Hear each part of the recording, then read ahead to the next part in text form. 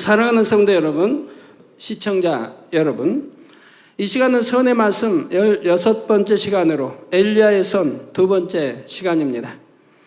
지난 시간에는 엘리야의 선 첫 번째로 본래부터 심히 겸비한 마음을 가졌고 자기 의가 없어서 어느 누구와도 부딪히지 않았던 점을 말씀드렸지요.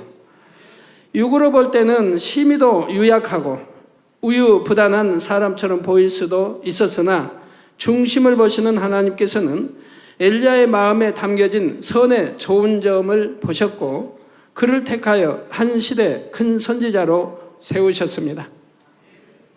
연단을 통해 강하고 담대한 면모를 갖추게 된 엘리야는 여호와 하나님의 이름으로 놀라운 이적과 기사를 나타내 보임으로써 우상 숭배에 빠진 이스라엘 백성들을 다시금 하나님께로 돌아오게 했지요. 이처럼 엘리야가 맡겨진 사명을 온전히 감당했을 때 하나님께서는 엘리사를 그의 후계자로 삼으시고 엘리야를 산채로 천국에 올리셨습니다. 불말이 이끄는 불병거를 타고 승천한 엘리야, 그 다음에 어떻게 되었을까요? 이 땅에 있을 때뿐만 아니라 천상에서도 계속되는 엘리야의 선, 그리고 하늘 영광을 다 버리고 이 땅에 내려오셨던 우리 예수님을 닮은 그의 지극한 선을 통해 깊은 감동과 은혜가 되시기를 바랍니다. 사랑하는 성도 여러분, 엘리야의 선 두 번째는 행함과 진실함으로 하나님을 사랑한 점입니다. 엘리야 선지자는 이 땅에서 사역을 이룰 때에도 늘 하나님과 교통했다 했습니다. 또한 깊은 기도를 통해 하나님께서 원하시는 뜻을 밝히 깨닫기 위해 노력했지요. 유약한 성품으로 하나님의 큰 일을 이뤄내기 위해 그만큼 더 하나님께 매달려야 했고, 그러면 하나님께서는 위로부터 능력을 내려주셔서 엘리야의 심령을 강하게 붙들어 주셨습니다. 엘리야는 이러한 체험을 통해 하나님의 권능을 더욱 사모하게 되었고, 약한 자신에게 큰 권능으로 입히셔 강하게 하시는 하나님을 너무도 사모하게 되었지요. 그래서 하나님을 사랑하는 그 마음으로 인해 자신은 도저히 순종할 수 없는 일도 하나님께서 명하시면 순종함으로 이루어 드렸습니다. 세상 사람들도 사랑하는 사람을 위해서는 뭐든지 다 해주고 싶어 하는 것을 볼 수가 있지요. 자신의 한계를 벗어나는 일이라 해도 어떻게든 해주려 합니다. 그런데 세상의 사랑은 한때에 불과하며 세월이 지나고 환경이 바뀌면 마음도 변하여 행함도 처음과 달라지지요. 또한 대부분 자신이 해준 만큼 상대에게도 받기를 원합니다. 그러나 엘리야의 하나님에 대한 사랑은 변함이 없었고 그 사랑을 행함과 진실함으로 온전히 나타냈다는 사실입니다. 많은 사람들이 하나님을 믿는다 하고 사랑한다 하나 정작 하나님께서 기뻐하시는 일을 이루어야 할 때는 자신의 성품을 핑계대며 슬그머니 뒤로 물러나는 경우가 있는 것을 봅니다. 그러면서 나도 하고 싶지만 그런 일은 내 성품상 맞지 않으므로 나는 조용히 내 할 일만 하겠다 하는 것이지요. 그러나 이러한 말을 하는 사람은 얼마나 중심에서부터 하나님을 믿으며 진실하게 하나님을 사랑하는지를 돌아보아야 합니다. 아버지 하나님께서는 믿는 자에게는 능치 못할 일이 없다 하셨고, 아버지 하나님에 대한 사랑이 뜨거우면 성품은 아무런 상관이 없기 때문이지요. 아버지 하나님의 사랑을 전하지 않고는 우리 주 예수 그리스도를 외치지 않고는 견딜 수 없는 심정이 되는 것입니다.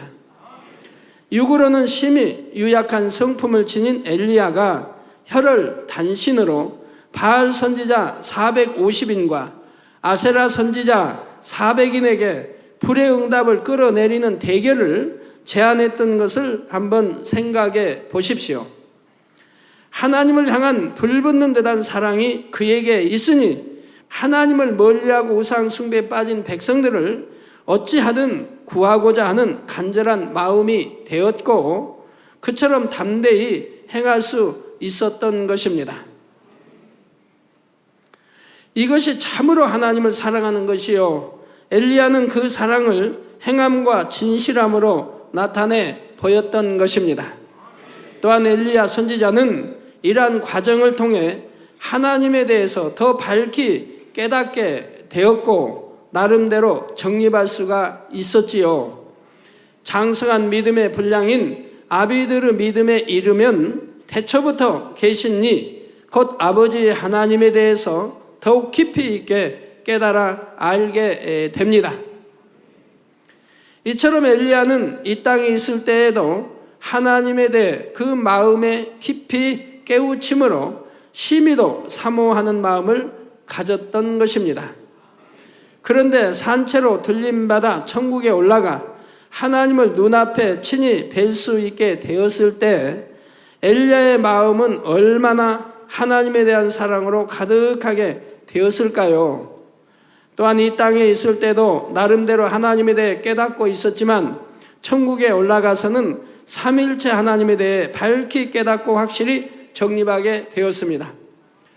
정말 악이 없는 성결한 상태에서 쉬지 않고 늘 시간 따라 하나님께 기도하니 하나님과 밝은 교통이 이루어지기 때문에 이렇게 850원의 바알 또는 아세라 저들의 제사장들과 그들과 이런 참 겨룰 수 있는 그런 것이 되는 겁니다.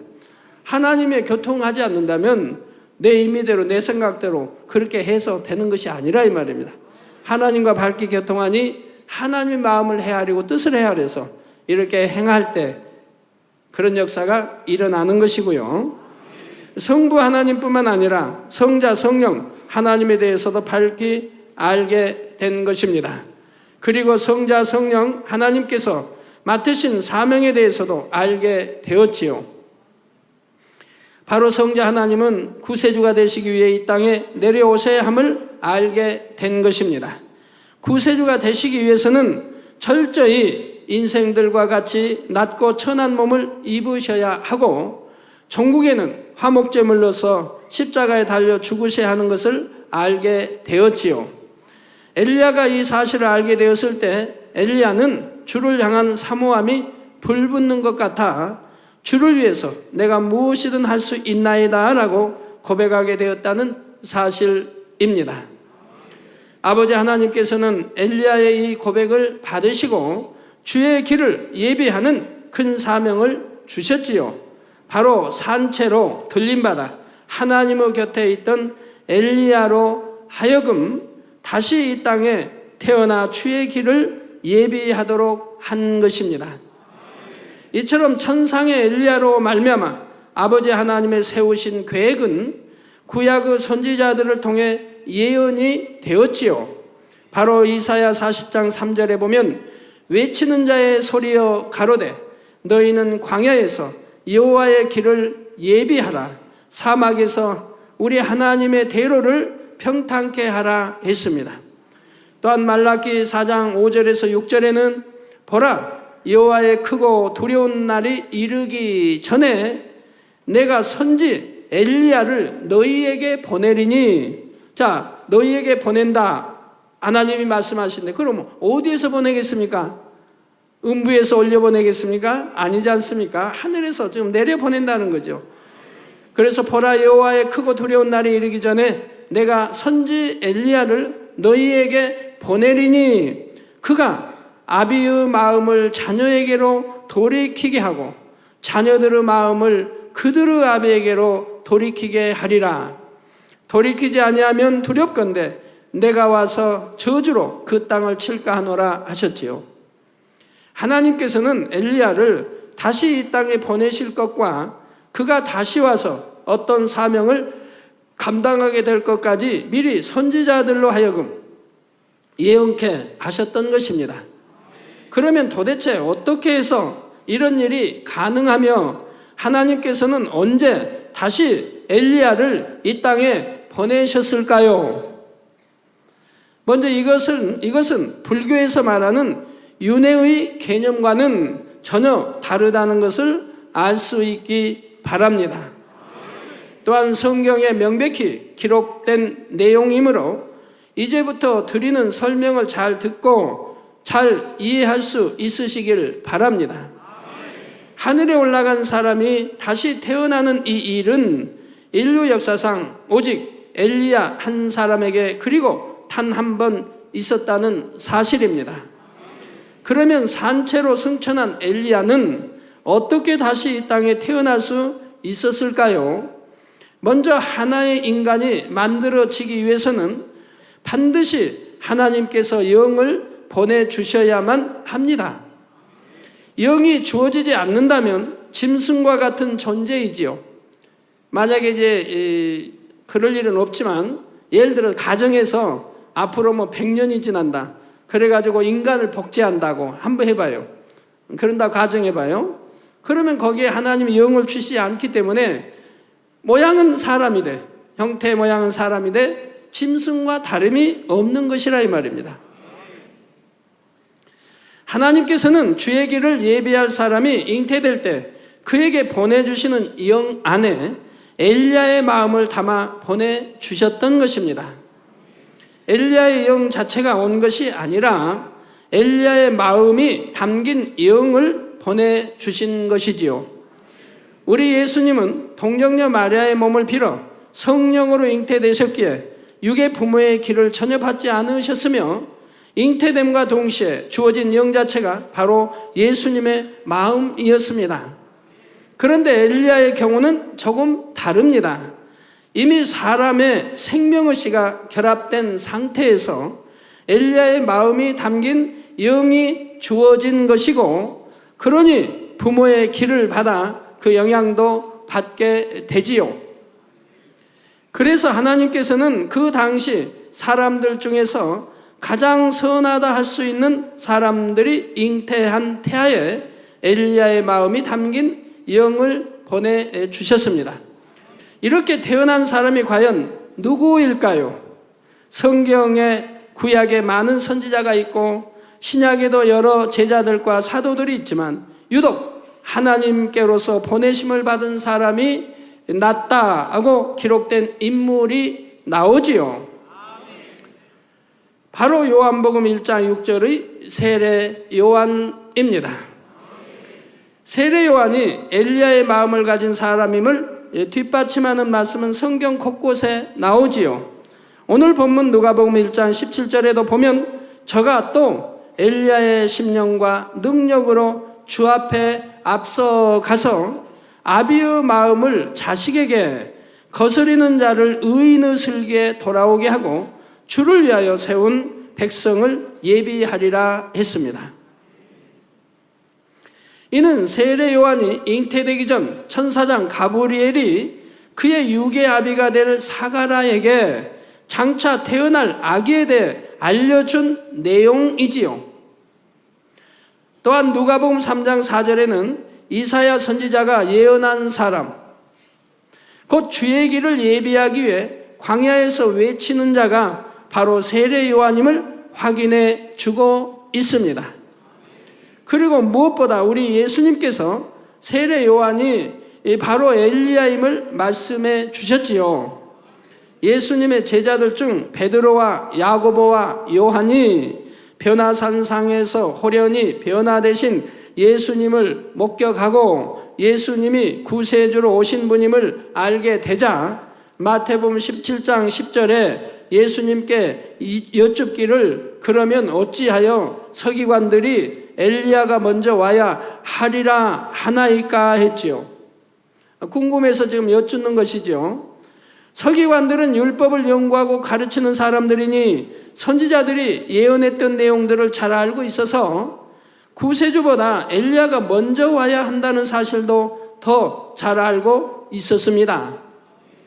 제자들의 질문에 예수님께서는 마태복음 17장 11절에서 12절에 엘리야가 과연 먼저 와서 모든 일을 회복하리라, 주님 전에 온다 이 말입니다. 주님 전에, 예수 전에 엘리야가 과연 먼저 와서 모든 일을 회복하리라.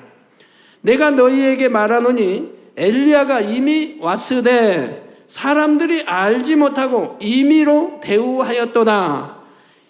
자, 이미 왔다 이 말입니다. 엘리야가 이미 왔으되, 옛날에 온 게 아니고 지금 왔으되 표현하고 있어요. 너에게 말하는 엘리야가 이미 왔으되 사람들이 알지 못하고 임의로 대우하였도다.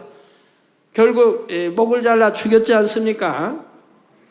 인자도 이와 같이 그들에게 고난을 받으리라 하고 답해 주셨습니다.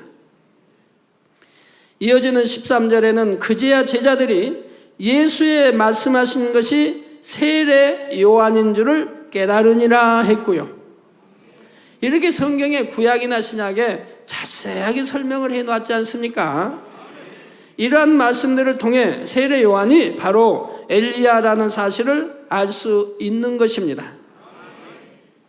그렇기 때문에 성경은 엘리야가 하늘로부터 와야 되기 때문에 산채로 들림을 받았고, 산채로 들림을 받을 수 있었던 이유가 온영을 이루었고 전혀 죄가 없기 때문에 산채로 들림을 받았다 이 말입니다.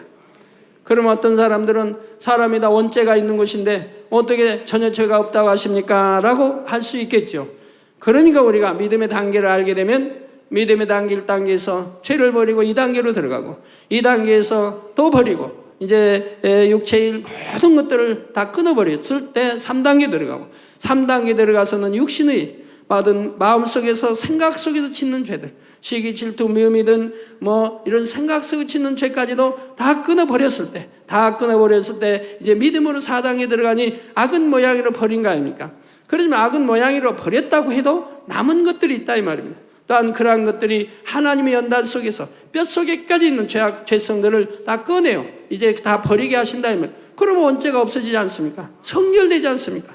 악은 모양도 없이 성결된, 원죄가 아주 없어지면 그런 상태가 되지 않습니까? 그걸 이제 온영이라고 한다 이 말입니다. 온영이라 하는데 영원영이 돼. 또 온영이 된다 이 말입니다. 그럼 이 온영은 흠과 티가 없다 이 말입니다. 그래서 성경에 말씀한 대로 예수께서 강림하실 때, 우리 데리러 오실 때 너희 온영과 콘과 몸이 주 예수 그리스도의 강림하실 때 흠 없게, 지금 이미 흠 없게 만들어 놨다 이 말입니다. 이걸 보존하라는 거죠. 흠 없게 보존되기를 원한다고 말씀하신 게 바로 그거 아닙니다. 흠이 없다 이 말입니다. 그래서 그렇게 흠 없는 것이 무엇인지 이제 믿음의 5단계에서는 또 구체적으로 설명이 되어지겠죠. 여러분들은 나는 악은 모양도 없는데 내게 뭐가 흠이 있어, 내가 아직 온영으로 들어가지 못하는 것일까 할 때 이제 믿음의 5단계 설명에서 그런 것들이 설명이 되어진다 이 말입니다. 내가 보기에는 흠이 아닌 것도 흠이 될 수 있는 것이고, 내가 보기에는 나는 참 이제 악이 없다고 생각해도 내 안에 만들어진 틀이 있으니, 진리로 만들어진 틀이 또 있으니, 그러한 틀이 또 어떤 사람은 강한 사람이 있고, 나 이런 것들이 있으니, 이러한 것이 또 깨어지기 전에는 모두와 화평함을 이룰 수 있는 것도 아니지요. 그런 것이 다 깨어져야 모두와 두루두루 화평함을 이룰 수 있는 것이지요. 그래서 정말 하나님이 원하시는 온영의 사람이라면 얼마나 흠도 티도 없는 깨끗한 사람이겠습니까? 우리 예수님은 근본 하나님의 본체로서 아무 흠이나 점도 티도 없으신 참 빛이십니다. 이처럼 참 빛이신 예수님의 길을 예비하는 사람이라면 얼마나 깨끗하고 온전해야 하겠는지요. 우리 성도님들이, 우리 주의종님들, 일꾼들이 성도님들을 좋은 천국에 인도하려면 말로 가르치는 게 아니라 이제 3천층, 아니 예를 들어 믿음의 3단계, 믿음의 4단계로 들어와야 됩니다. 이렇게 해서 믿음의 5단계로 들어와야 됩니다 하고 본인은 믿음의 2단계 있다면, 믿음의 3단계 있다면 가르칠 수가 없지 않습니까? 본인은 행치 아니하면서 지식으로만 가르치게 되니 아니 되는 거지요. 그러니 부지런히 우리 죄종들이 믿음의 4단계, 5단계로 들어와야 된다 이 말이에요. 들어오지도 않냐고 가르치기만 하면 우리 예수님이 외식하는 자들이라고 했죠. 자기들은 행치도 않으면서 가르친다 이 말입니다. 그러니까 부지런히 하나님이 이 말씀들을 가르쳐야 할 텐데 믿음의 4단계, 모두도 4단계, 믿음의 5단계로 들어와야 한다 이 말입니다. 그래야 가르칠 수 있고 천국이 새 예루살렘이 3천층이 있음을 가리킬 수 있고 그곳으로 들어와야 한다고 가리킬 수 있는 거 아닙니까? 아니면 예수님 말씀한 대로 외식하는 자가 돼버리고 만다 이 말이에요. 본인은 모세의 율법, 즉 하나님 말씀을 들어 알면서도 행치도 않으면서 가르치기만 한다 이 말이에요. 그런 분들이 이제 없애야겠죠. 그래서 아버지 하나님께서는 온 영을 이루어 산채로 들림받은 엘리야를 다시금 이 땅에 보내셨던 것입니다. 이 일에 엘리야가 택함받은 또 한 가지 이유는 엘리야가 주를 향한 불붙는 듯한 사랑 가운데 주를 위해서 내가 무엇이든 할 수 있나이다 라고 고백했기 때문이지요. 이건 천상에서의 대화이지만 그래도 하나님이 저에게 알려주신 것을 여러분들 알려드리는 거예요. 그래서 아버지 하나님께서 그에게 다시 이 땅에 내려갈 것을 말씀하셨을 때에 기꺼이 아멘으로 받아 순종했던 것입니다. 엘리야는 이 땅의 삶을 살아보았고 천국의 영광 또한 누리고 있었기에 다시 이 땅에 내려오는 것이 무엇을 의미하는지 너무도 잘 알고 있었습니다. 그러나 엘리야는 주께서 겪으신 일을 생각하면 주를 향한 사랑이 불붙는 것 같아 주를 위해 이 죄악의 땅에 다시 내려오는 것이 조금도 꺼려지지 않았고 오히려 기쁨과 감사함으로 받았지요. 하나님께서는 이처럼 엘리야가 말과 혀로만이 아니라 행함과 진실함으로 그 사랑을 온전히 나타내는 것을 지극한 선으로 여기셨던 것입니다. 그런데 오늘날 많은 사람들이 어떻습니까?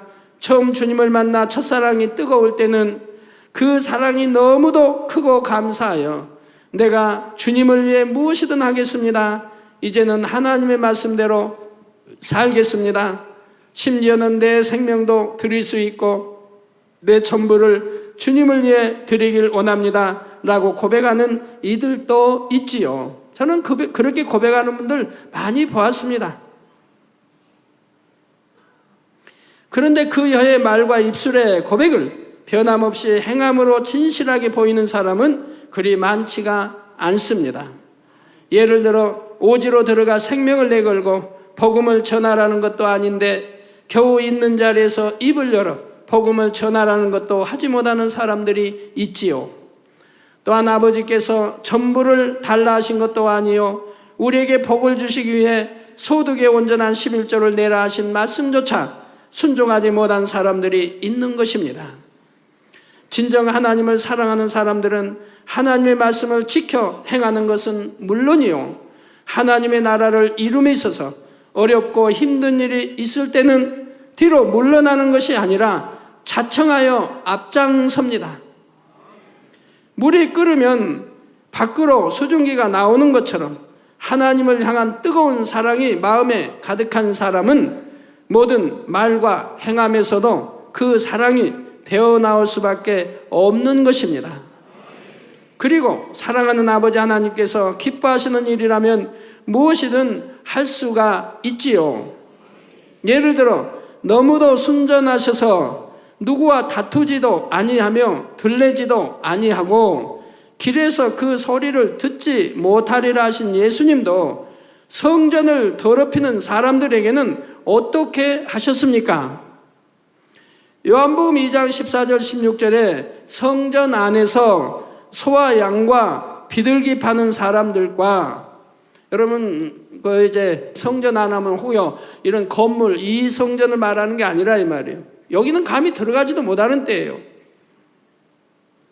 제사장이나 뭐 대제사장님은 그런 때예요. 그러니까 바로 성전 밖 뜰에서 소든 양이든 비둘기든 매매할 거 아닙니까? 그 매매하는 것도 세상처럼 뭐 이게 그런 매매가 아니라 이 말. 그걸 사서 하나님께 제사로 드리기 위해서 그리고 제사 한 받기 위해서 그런 매매라 이 말입니다. 그러한 것도 지금 우리 주님 용납지 않으신다 이 말입니다. 그래서 소와 양 비둘기 파는 사람들과 돈 바꾸는 사람들의 앉은 것을 보시고 노끈으로 채찍을 만드사 양이나 소를 다 성전에서 내어 쫓으시고 돈 바꾸는 사람들의 돈을 쏟으시며 상을 엎으시고 돈 받고 사람 돈들이 이렇게 동전이 담아 있을 거 아닙니까? 그 돈 받고는 사람들이 돈을 그냥 쏟아버리시는 거죠. 쏟아다 쏟으시고 상을 엎어버리신다 이 말이에요. 상을 엎으시고 얼마나 우리 주님이 진노하십니까? 우리 주님의 성품상은 감히 이러실 뿐이 아니라 이 말. 그러나 지금 얼마나 진노하고 계시나 이 말입니다. 비둘기 파는 사람들에게 이르시되 이것을 여기서 가져가라. 내 아버지의 집으로 장사하는 집을 만들지 말라 하시니 했죠. 그리고 이것들을 지켜보던 제자들이 성경 말씀에 주의 전을 사모하는 열심히 나를 삼키리라 한 것을 기억하더라고 요한복음 2장 17절에 나옵니다. 이렇게 하나님의 성전을 얼마나 깨끗하게 해야 하고 하나님 앞에 번제든 또한 제사 받기든 제사들을 위해서 이렇게 거래되는 소나양 또는 비둘기 사는 이러한 거래까지라도 우리 주님은 하나님 전을 더럽힌다고 진노해서 이렇게 놓고는 채찍을 만들어서 돈 담겨진 것을 엎어버리고 상을 뒤엎어버리는 이렇게 하셨다 이 말입니다. 얼마나 우리 주님이 얼마나 하나님이 진노하신다는 것을 말씀하고 있는 것이라 이 말입니다. 그런데 이 거룩한 하나님의 성전에서 다툼이 있다든가 혈기를 낸다든가 좋지 않은 말이 오고 간다든가 또는 욕설이 오고 간다든가 해도 용납받기 어려워요. 그래서 하나님이 누누이 옛날부터 말씀 거룩한 성전 안에서는 세상 말 해도 안 되고 돈 버는 말 해도 안 되고 어떤 잡담이든 이 비진리 말을 해서는 안 된다고 개척 때부터 저에게 무수히 말씀해 주셨어요. 그러지 않으면 하나님의 진노, 하나님이 기뻐하지 않으신다. 자, 예수님께서는 아버지 하나님을 너무도 사랑하기에 아버지의 성전이 더럽혀지는 것을 볼 때 가만히 계실 수가 없으셨습니다. 우리 예수님은 그 누구보다도 성품이 온유하시고 겸손하신 분입니다. 그런데도 아버지를 사랑하는 마음 까닭에 이처럼 담대하게 행하실 수 있으셨지요. 그러니 그 어느 누가 하나님의 일을 이룸에 있어서 자신의 성품이나 환경을 핑계댈 수 있겠는지요. 세상에서도 사랑의 눈이 먼다는 말이 있는 것처럼 영적으로 아버지 하나님과 주님을 뜨겁게 사랑하며 주변 사람이나 환경이 눈에 들어오지 않습니다. 오직 아버지 하나님의 뜻만 생각하게 되고 어찌하든 그 뜻을 이루어 드리고자 열망하게 되지요.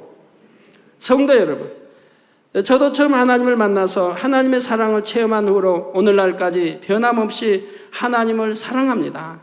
처음 영접에서부터 사랑했는데 그때는 사랑한다 해도 하나님이 누구신지 예수가 우리 구세주 이러한 것을 모르고 그냥 사랑하는 거죠. 그러니까 맹목적인 사랑일 수밖에 없죠. 그러나 이제 하나님 말씀을 들어가면서 예배를 드리면서 성경을 읽으면서 하나님이 누구신지 예수가 누구신지 알게 되면서 아는 만큼 더 사랑이 깊어지더라 이 말입니다. 아는 만큼 그분이 누구이신지 예수가 우리 이 죄를 대속해 십자가 지신 거 이렇게 하니까 아는 만큼 더 깊어진다 이 말입니다. 사랑이. 예지 어린이 아십니까? 그 몇 차례 매가진에 그 아토피로 심하게 나온 애 있잖아요. 그 애가요 처음에 그 아토피로 저에게 기도받을 때 제게 기도받으면 저를 너무 싫어가지고 고개를 돌리는 거예요. 안 보려고, 나를 안 보려고. 아니면 고개를 딱 돌리고 안 보려고 그러고 찡그리고 막 해요. 왜요? 저에 대해서 몰랐으니까. 무서운 사람으로만 아는 거죠. 근데 기도받고 이제 치료가 됐어요. 가렵지도 않아요. 아프지도 않아요. 잠도 잘 자요. 너무 행복하고 좋죠. 그러니까 이제 저에게 대해서 좀 알았어요. 아니까 어떻게 해요? 저만 보면 좋아서 어찌할 줄을 몰라요. 그거 너무 좋아한다 이 말이에요. 저만 보면 그냥 어찌할 줄 모르고 뽀뽀하자 그러고. 알지 못하고 사랑이 됩니까? 알기 때문에 아는 만큼은 사랑이 가야 된다 이 말이에요. 저도 하나님을 아는 만큼 주님 아는 만큼 사랑이 가면 더 깊이 아는 만큼 더 깊이 사랑이 되더라 이 말이에요. 거기에다가 이제 지옥까지 않을 천국, 좋은 천국 만들어주고 또 천국까지 갈 수 있는 이런 모든 걸 아는 만큼 더 하나님이 깊이 사랑스럽고 사랑이 하게 되고 주님을 사랑하게 되고 거기다가 하나님의 사랑했던 사람들 선지자들을 더 사랑하게 되고 성경에 나온 인물들로 더 사랑하게 되고 또 하나님을 사랑하는 사람들을 그렇게 사랑하게 된다 이 말입니다.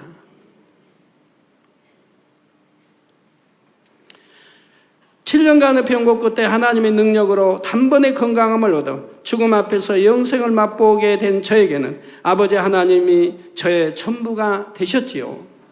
또한 나를 위해 십자가에서 죽으신 예수님의 사랑을 생각하면 어떤 환경에서도 감사할 수가 있었습니다. 그래서 저는 하나님의 말씀에 기록된 대로 하지 말라 하신 것은 하지 않았고, 버리라 하신 것은 버렸으며, 하라 하신 것은 했고, 지키라 하신 것은 지켰습니다. 사랑하는 아버지께서 명하신 말씀인데 무엇이 어렵다 하겠으며 힘들어서 못하겠다 하겠는지요. 아버지 하나님께서 우리에게 명하신 말씀은 모두 우리에게 복을 주시기 위한 말씀이니 오히려 기쁨과 감사함으로 행할 수가 있지요. 설령 당장 현실을 볼 때는 순종하기가 힘들고 어려운 일을 명하신다 해도 아버지 하나님을 향한 사랑이 항상 저로 하여금 아멘 하도록 했습니다. 그래서 하나님께서 저를 주의 종으로 부르실 때 제 자신을 보면 도저히 순종할 수 없었으나 결국은 순종했던 것을 지난 시간에 말씀드렸지요. 도저히 순종할 수 없는 것도 아버지 말씀이면 순종했고 아버지 하나님의 뜻이면 순종해 왔다 이 말입니다. 저는 주의 종이 된 이후로도 아버지 하나님의 살아계심을 증거하고 예수님이 구세주 되심을 선포하며 아버지 하나님께 영광 돌리는 일이라면 혹 누가 뭐라 하고 어떠한 위협이 있다 해도 아버지의 말씀을 따라 행했습니다. 테러의 위협이 있는 곳이라 해도 나갔으며 법적으로 복음 전파가 금지된 곳이라 해도 아버지께서 말씀하시면 나아갔지요. 온전한 사랑이 두려움을 내어 쫓는다는 말씀처럼 육적인 현실을 보면 두려운 일이라도 제게는 항상 아버지를 향한 사랑이 불타고 있었기에 아무런 두려움 없이 담대하게 나아갔고 힘차게 외쳤으며 결국은 크게 영광을 돌렸습니다. 내가 그렇게 나가는 길에 있어서 어떤 두려움이나 그런 거 가지고 나가지는 않아요. 어우 두렵다, 잘못되면 어떡하지, 잡아서 감옥에 넣으면 어떡하지, 그런 말 해본 적도 않고 또 그런 생각하지도 않아요. 아 내가 잘못되면 법으로 금지됐는데 못하게 하는데 잘못되면 잡혀서 감옥에 가시, 이런 생각도 하지 않아요. 저는 할 필요도 없고요. 오직 아버지 뜻만 이루고 선포하고 그들에게 하나님이 또한 예수가 누구이신지 전부하고 또 권능으로 나타내면 된다 이 말입니다. 그 다음에 나를 어찌하든 상관이 없다 이 말이에요. 아버지가 아시니까, 아버지가 전지전능하시니까 아버지가 허락하시면 그렇게 되어질 수도 있는 것이고 허락지 아니하시면 아무 권세자가 나를 잡으려 해도 잡아지는 것이 아니고 죽이려고 해도 죽어지는 것이 아니라 이 말입니다. 그러니 내일 일을 미리 생각하며 두려워할 이유가 하나도 없다 이 말입니다. 오늘 일은 오늘로, 오늘 걱정은 오늘로 족하다 이 말입니다.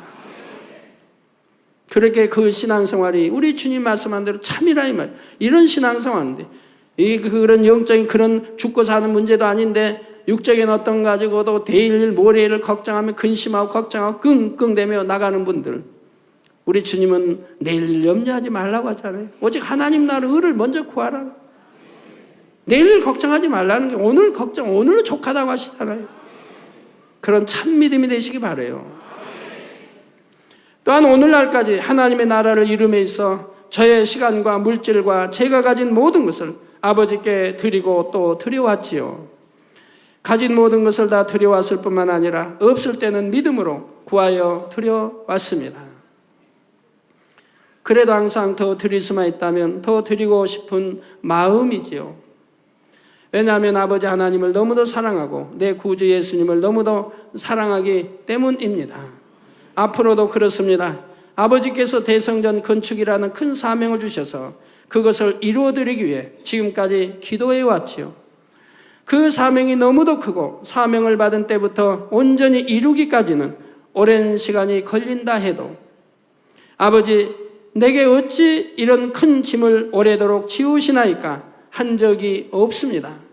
또한 아버지께서 대성전의 건축을 이루기 위해서는 나라의 머리급들과 세계 열왕들을 만나게 될 것을 말씀하실 때에도 내가 어찌 그들을 상대하며 그들의 마음을 움직일 수 있을까라는 나약한 생각을 하지도 않았습니다.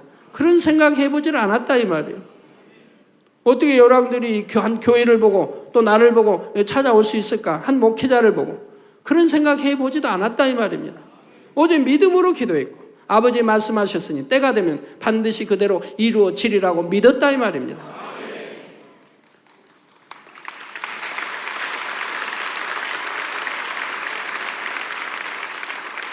주의전을 사모하는 열심이 나를 삼키리라는 말씀처럼 아버지 하나님의 창조의 이음과 권능을 이 땅의 가장 아름다운 건축물로 나타낼 수만 있다면 무엇을 하라 하셔도 할 수 있는 마음이지요. 아버지 하나님을 믿는 믿음 위에 아버지에 대한 사랑이 더하여지면 내가 무엇이든 할 수 있나이다 고백하게 되고 행함과 진실함으로 그 사랑을 나타내게 된다는 사실을 마음에 새기시는 여러분이 되시기를 바랍니다. 결론을 말씀드립니다. 사랑하는 성도 여러분, 이 시간은 엘리야의 선 두 번째로 행함과 진실함으로 하나님을 뜨겁게 사랑한 점을 말씀드렸습니다. 이 땅에 사역할 때에도 육으로는 유약한 성품임에도 하나님을 사모하니 담대히 하나님의 뜻을 전했고 천상에서는 삼위일체 하나님을 눈으로 배우게 되니 그 사모함이 더욱 승해져서 주를 위해서 내가 무엇이든 할 수 있나이다 고백했다 했지요. 그리고 엘리야는 그 사랑의 마음을 행함과 진실함으로 온전히 나타내 보였습니다. 그 사랑의 마음을 다시 이 땅에 내려와서도 어떻게 변함없이 나타내 보였는지에 대해서는 다음 선의 말씀 마지막 시간에 말씀드리도록 하겠습니다. 이 선의 말씀 17편으로 마치게 될 것입니다. 이 선의 말씀 하려면 계속 많지요. 정말 선한 여인들도 많고 많은데 계속 거기다 시간을 다 투자할 수 없기 때문에 선에 대해서 마치도록 하겠습니다. 그것도 17편이에요. 우리는 엘리야의 하나님을 향한 사랑의 선을 통해 진실한 사랑 앞에서는 어떤 이유도 핑계도 필요가 없음을 느낄 수가 있습니다. 더구나 지금은 성령께서 마음 가운데 내주하시며 늘 우리의 연약함을 도와주시지요. 그리고 로마서 8장 37절에도 그러나 이 모든 일에 우리를 사랑하시는 이로 말미암아 우리가 넉넉히 이기느니라 말씀하셨습니다.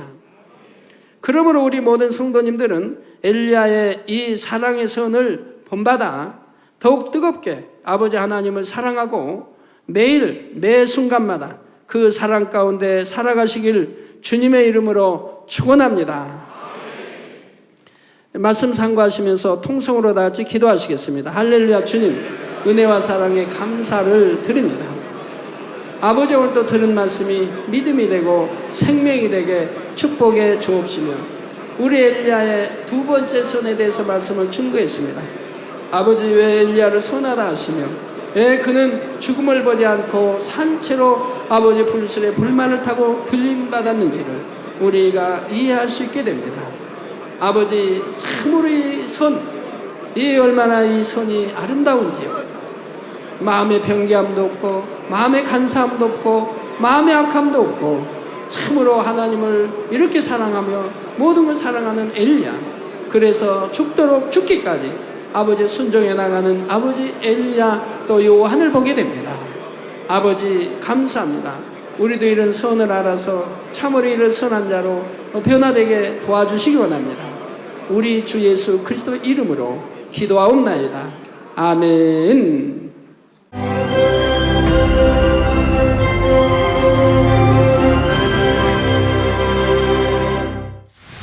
할렐루야. 전능하신 사랑의 아버지 하나님, 이 시간 기도받는 모든 성도님들 위해 안수하여 주옵소서. GCN 방송 시청자들이 인터넷과 화상을 통해 기도받는 지교회와 지성전 그리고 전세계 하나님의 자녀들 위에도 시공간을 초월하여 역사하여 주시기를 원합니다. 믿어지는 믿음을 주시고 부정적인 생각과 의심의 세력을 물리쳐 주옵시며 모든 시험 환난도 물리쳐 주옵소서. 머리부터 발끝까지 오장육부 뼈 마디마디 온몸의 신경 조직 세포 등 아픈 곳마다 성령의 불로 태우시고 근본의 빛으로 역사하여 주옵소서. 예수 그리스도의 이름으로 명하노니 원수마귀 사단 모든 질병 균 연약함아 물러가라. 빛이 여임하라. 모든 불치 난치병도 성령의 불로 태워 깨끗하게 역사하여 주옵소서. 말라리아를 비롯한 모든 풍토병도 물리쳐 주옵소서. 감기, 기침, 열, 몸살, 독감 등 각종 유행성 질병도 다 물러가라. 어떠한 유행성 질병 균도 틈타지 않게 지켜 주옵소서. 위암, 폐암, 간암, 유방암, 자궁암, 대장암, 피부암 등 각종 암과 에이즈, 백혈병, 뇌졸중, 고혈압, 저혈압, 심장병, 폐병, 위장병, 당뇨, 부인병, 피부병, 갑상선 질환과 모든 염증도 깨끗게 하여 주옵소서. 소아마비, 중풍, 관절염, 디스크도 온전케 하여 주옵소서. 요통, 두통, 신경통을 비롯한 모든 통증은 사라질지어다. 간질, 자폐증, 우울증, 조울증, 노이로제 등 모든 정신질환도 물러가라. 모든 마비된 것도 풀어지고 일어나 걷고 뛸지어다. 눈도 잘 보이게 하옵시고 귀도 잘 들리게 하여 주옵소서. 소경은 눈을 뜨고 기머거리는 들으며 벙어리는 말할지어다. 각종 사고, 후유증도 깨끗게 하시고 부러진 뼈도 붙여 주옵소서. 화상 입은 것도 온전케 하옵소서. 화기야 물러가라. 열도 물러가라. 아버지 흉터도 나지 않게 역사해 주시기를 원합니다. 마약을 비롯하여 각종 약물과 독극물 중독도 깨끗함을 입을지어다. 죽은 신경과 세포가 살아나며 죽은 자도 살아나게 하여 주옵소서. 잉태의 축복도 주시기를 원합니다. 잉태 축복을 받으라. 예수 그리스도의 이름으로 명하노니 원수마귀 사단아 하늘 공중 곳에 잡은 악의 영들아 물러가라. 그의 사자들도 물러갈지니라. 이 땅의 악한 영, 더러운 영, 거짓되고 간사한 영, 이간질하고 미혹하는 모든 어둠들은 물러가라. 모든 흉악의 결박을 풀고 어둠아 물러가라. 빛이 여임하라. 아버지 하나님, 부르짖어 기도할 수 있는 능력을 주시고 죄를 버리고 성결될 수 있는 능력을 주옵소서. 영혼이 잘됨같이 범사에 잘되게 하시고 가정의 복음화도 이루어 주시기를 원합니다. 한 주간도 모든 사고와 재앙으로부터 지켜주시고 불통이 없는 형통한 삶을 살 수 있도록 축복해 주옵소서. 성령의 불담으로 천군 천사와 주님의 불꽃 같은 눈동자로 모든 하나님의 자녀들과 가정, 일터, 사업터를 지켜주시기를 원합니다.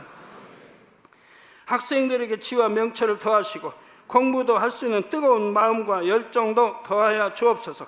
마음과 생각을 세상에 빼앗기지 않도록 지키시고 하나님을 뜨겁게 사랑하는 학생들로 축복하여 주옵소서. 하나님의 자녀들이 먹으나 마시나 입으나 무엇을 하든지 하나님 앞에 영광 돌리는 삶이 되게 축복하여 주시기를 원합니다.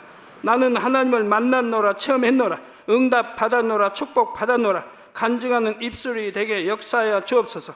아버지 하나님 감사합니다. 홀로 영광 받으옵소서. 우리 주 예수 그리스도의 이름으로 기도하옵나이다. 아멘.